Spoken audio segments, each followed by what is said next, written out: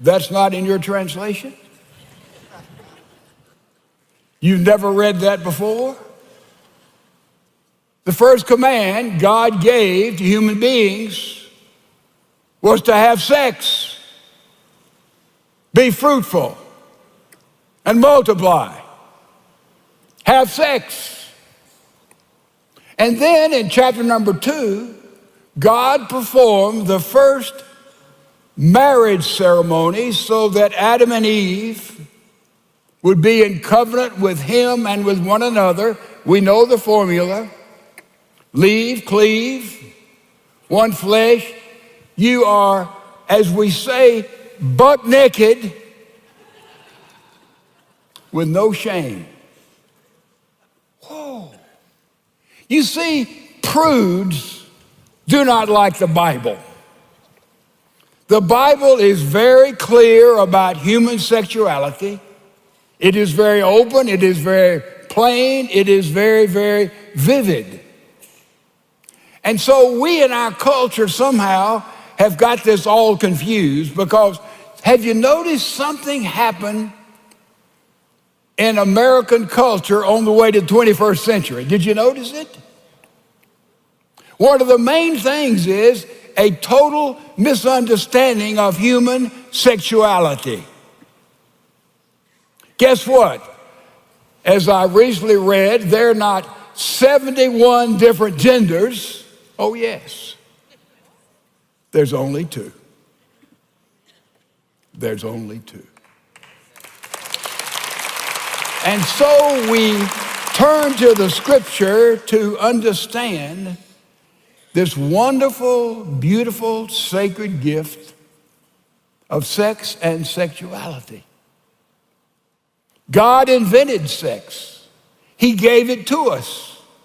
It is magnificent, it is glorious, and we need to understand this gift as we need to understand all of his gifts in the context of the church.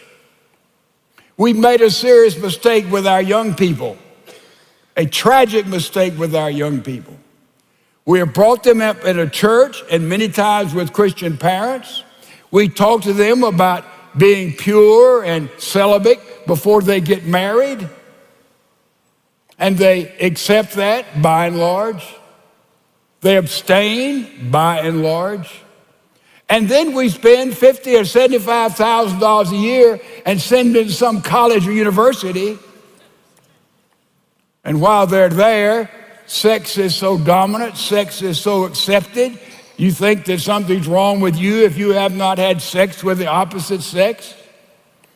And therefore, they say, you know, the Bible was wrong, evidently, as I was taught, as my father and mother tried to teach me about sex. And it is a wonderful, fabulous thing. And then they have to go and listen into a secular class on, say, anthropology. And the professor said, well, there's no way they could be a God of love because of all the suffering. And they say, oh, that's it.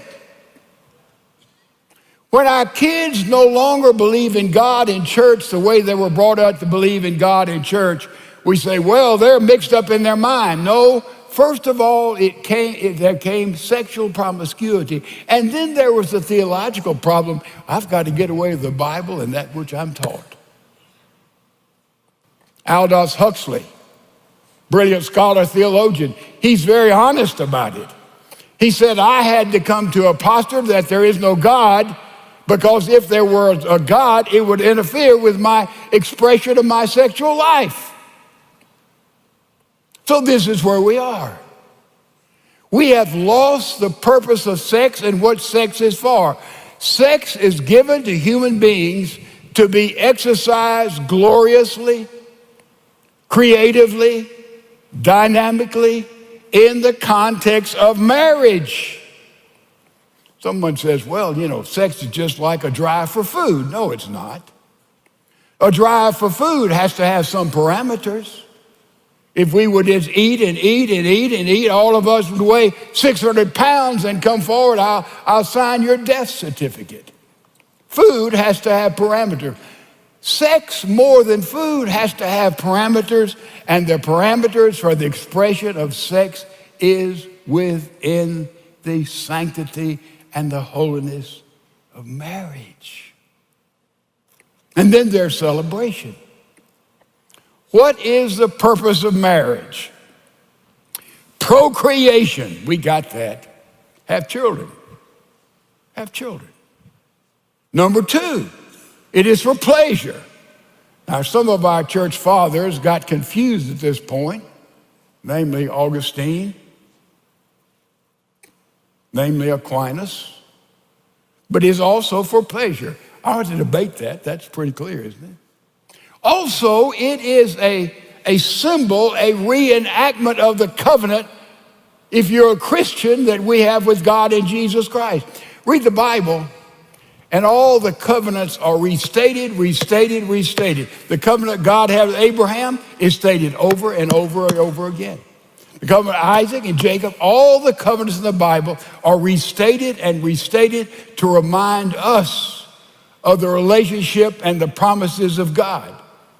Every time a married couple has sex together, they are restating and reestablishing the covenant they have with God in Christ. It is a sacred covenant event. Just like we go to the Lord's table, the bread and the wine, the cup, it is a restatement of the covenant we have with God in Jesus Christ, in our personal salvation, in his lordship over your life and my life. So it is with sexual intimacy. You see how fabulous this relationship is. And we have totally got it confused. On one extreme, there is the playboy philosophy of anything goes. Hey, anything goes. On the other extreme, there is Plato's philosophy. Oh, sex is evil, doesn't matter. It's on the lower level. This thing about the body is nothing. So one extreme, anything goes. The other extreme, nothing goes. But what is the posture we have as Christians? It is that in marriage there is an openness, and we've already said it. There is a nakedness, and there is no shame. Heard someone say that sex in marriage is like oil in a machine. It keeps all the parts working and there's no rusting. So, how do we handle sex? The secular world would tell you that males give love in order to get sex. On the other side of the coin, they say females give sex in order to get love.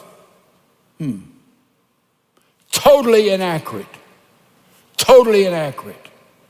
So we come to look to the Bible and get clear instructions as to how this most sacred gift operates. So we open the Song of Solomon, or the Song of Songs. What does that mean?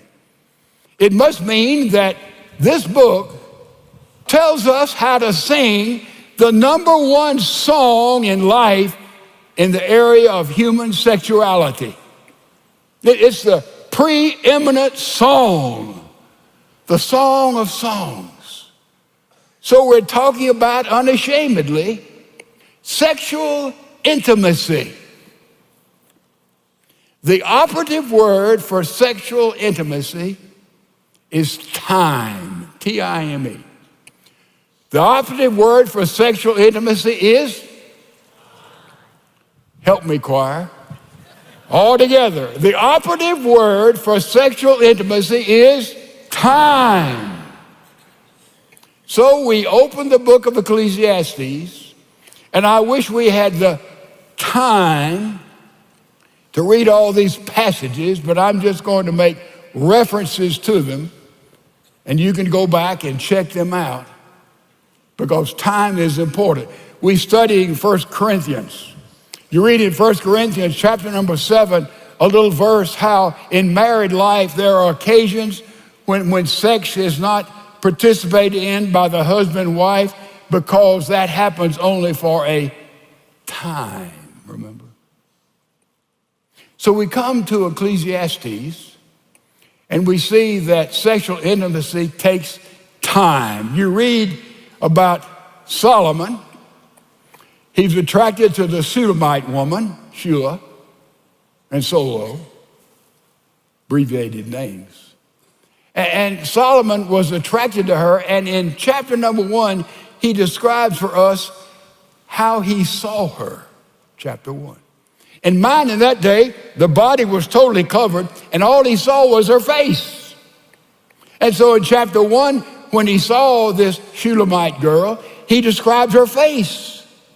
Man, her eyes, her cheeks, her lips, her necks, that's all he could see. That was the introductory part. That was the first step in time with her. And then there's a little bit about courtship, and then on their wedding night, we move into chapter number 4, he describes more of her body. He describes her eyes, her neck, he describes her breast. You see, there's a development there in intimacy on the wedding night. And then years go by, and you go to chapter 7, he describes his wife, the Shulamite girl, from the top of her head to the bottom of her feet. He starts with her feet and said, boy, your feet sure look, paraphrase, sexual in those sandals. Yeah. So you see, as they were married, their relationship grew and developed from just knowing this part, and knowing all of the body parts of one another. You see, the operative word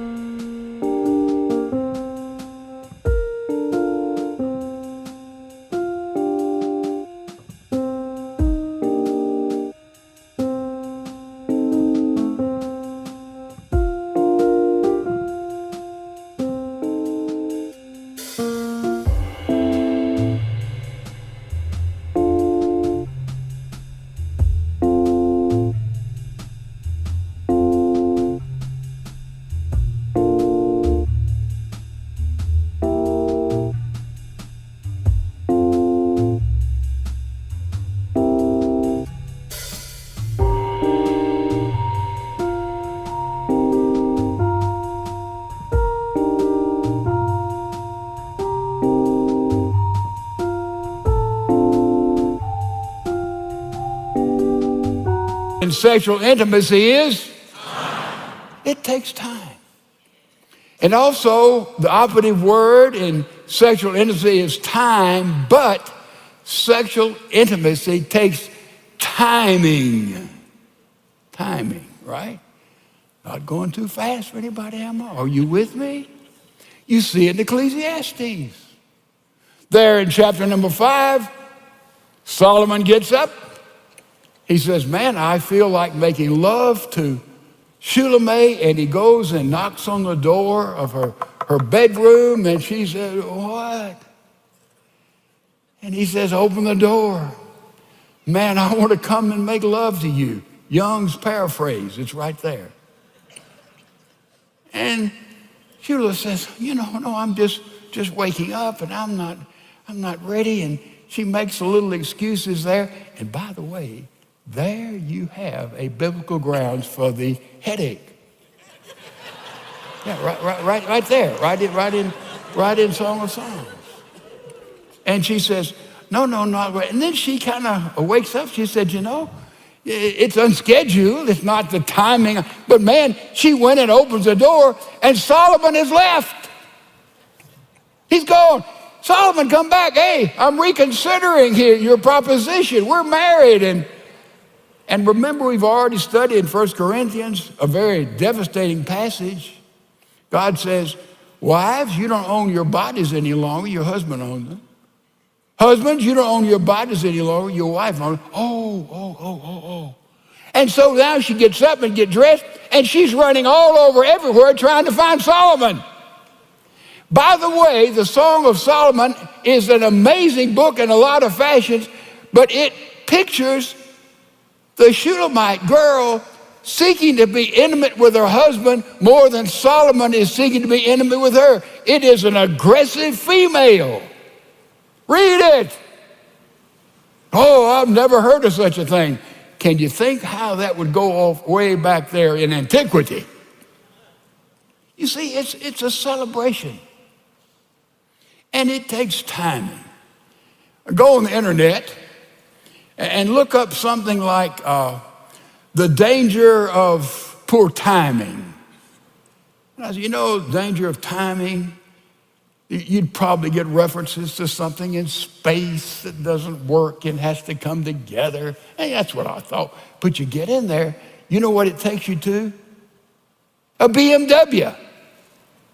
A BMW, according to Ward's Automotive Magazine, which is preeminent, evidently, in the understanding of engines and magazines, for 26 years has said the BMW makes the best engine of any manufacturer of automobiles, BMW.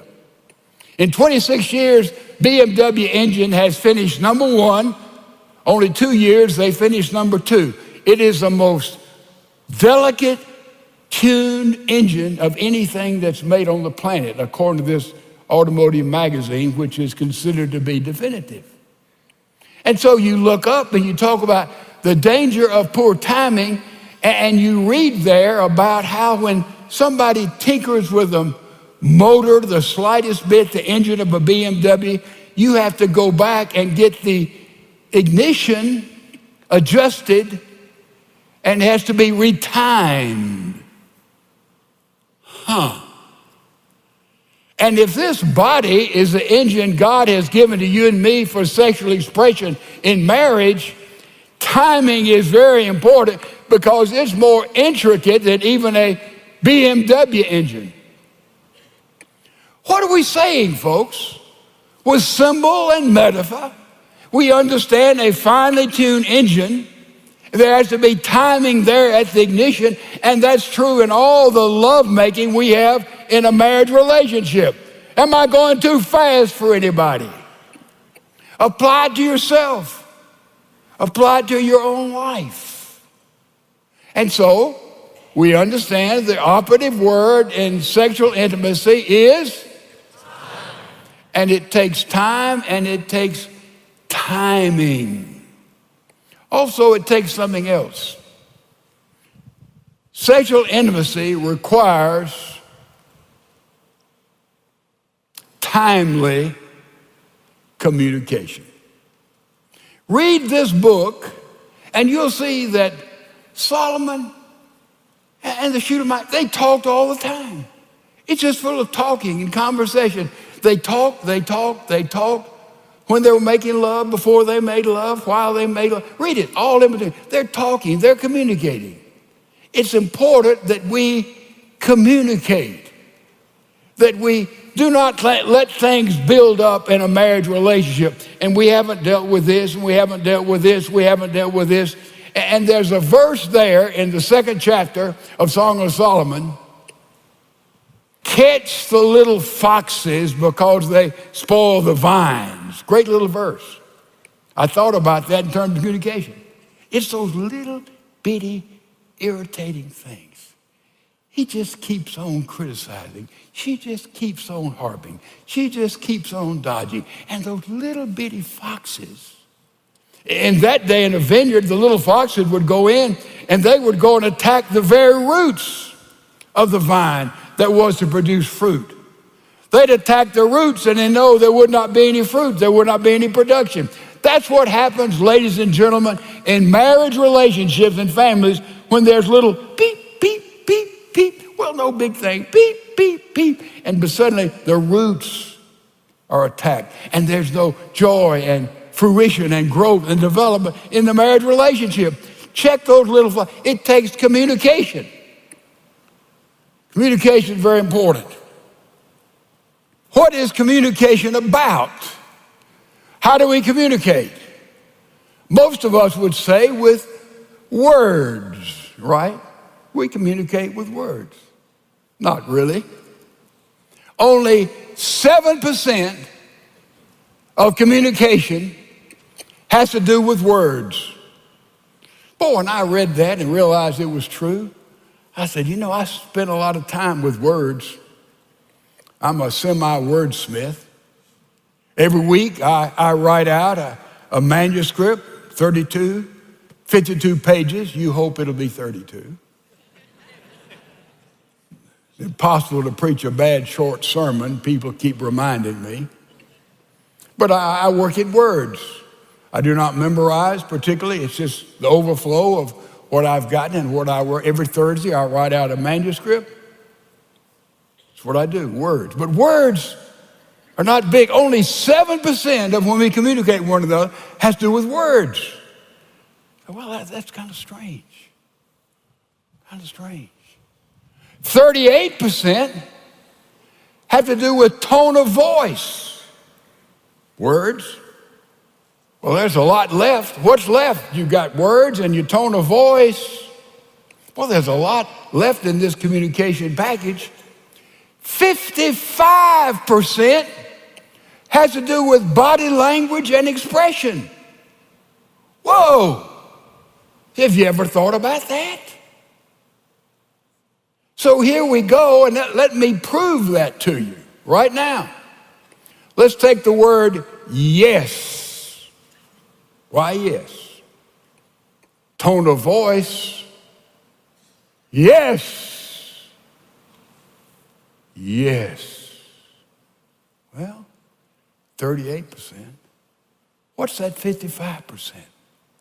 Expression. It is yes.